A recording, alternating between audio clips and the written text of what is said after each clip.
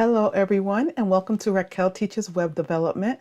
My name is Raquel and today right now I'm going to be showing you part 2 of my HTML tables tutorial, and this is going to be all about how to merge columns and rows using colspan and rowspan in HTML. And this is merging columns and rows in HTML tables. I might be babbling, I don't know why. Anyway,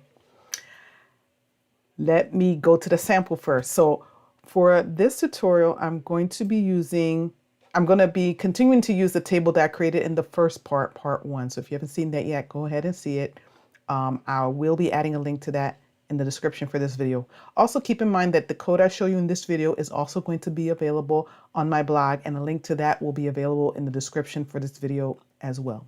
Okay, so let's get started. So here I'm showing you the table that I created in the first part, and what I've done is I've also gone ahead and added an additional row to the top of this table, and that says celebrity snacks. Okay, and I'm showing you this so you can see how colspan and rowspan actually work. And so in this example, what you would want, instead of it looking the way that it does, is that you would want the cell that contains the word celebrity snacks, instead of it being confined to one cell with that line and then having another cell over the next 2 columns, you want that to be stretched over the entire column, right? Because that's what makes sense aesthetically. It's pleasing to the eye and it gives a better presentation and a better grouping of that information in the table.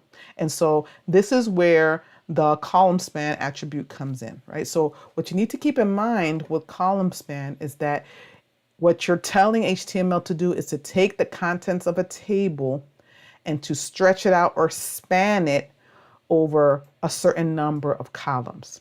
So when we use that code, what we're telling it is take this information and stretch it out over the number of columns I tell you to. Okay, and that's done using the colspan attribute. Let's go ahead and switch to the code editor. And as you can see, I already have the code there for that table. So the way you do that is that you have to, colspan and rowspan are attributes that are added to HTML table elements, right? And so we've seen attributes before. And so when it comes to this, you're just going to add it within the element that is going to be spanned. So in this instance, we're going to be adding it to that TH element because this is what contains the celebrity snacks text that needs to be spanned over columns. So the way you do that is within that element, still within the brackets, right? You're just going to add a space and you're going to type the word colspan, an equal sign, and a set of quotes. And so within that set of quotes, you're going to put the number, and that number is going to indicate how many columns you want that information to span over.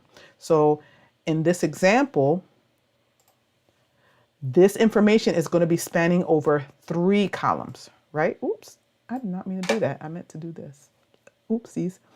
It's going to span over 3 columns, right? Because there are 3 columns here. 1, 2, 3. So that's what we're going to be doing. And so, didn't mean to do that. Let's switch back to this code editor. And so what we're going to do is in the code editor, we're going to enter 3 for the colspan value, right? And we're going to save that change, switch back over to the browser and refresh. And what should happen is now that the term celebrity snacks should be stretched over those 3 columns, there should not be any borders in there. So let's see what happens when we refresh. And boom, it does. Okay, so keep in mind that column span will do that. Now, notice one very important thing, and this is also going to apply to rowspan when we switch to code editor. You'll notice that in this first row, there were no other data cells, right? The only cell or the only header in there was the one containing celebrity snacks.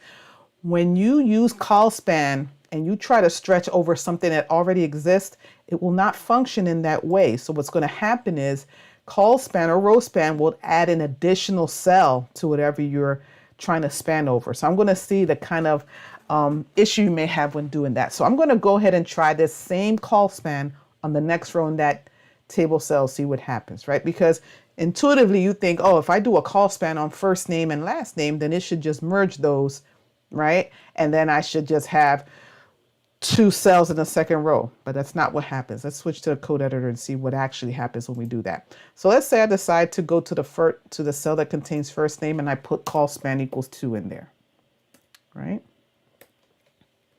If I do that and we switch back to that browser and refresh, look what happens. See what it did? Right? So it did merge it over 2 columns, right? Because you see that it is merged over these 2 columns right here. But what it did also was it pushed it over and created a 4th one. So that's not what you want to do. So you want to keep in mind that when you're planning out your tables and you know that certain things need to span, right? You need to be sure what it is you want to span and where, and you need to plan accordingly. And you always want to test your tables as you're coding them, right? So that's another important thing about coding out tables, that you want to be refreshing your browser constantly as you're coding your tables out, because you don't want to realize that this is an issue after you've coded like 15 rows of tables. Don't ask me how I know that. Okay, so just take my advice on that.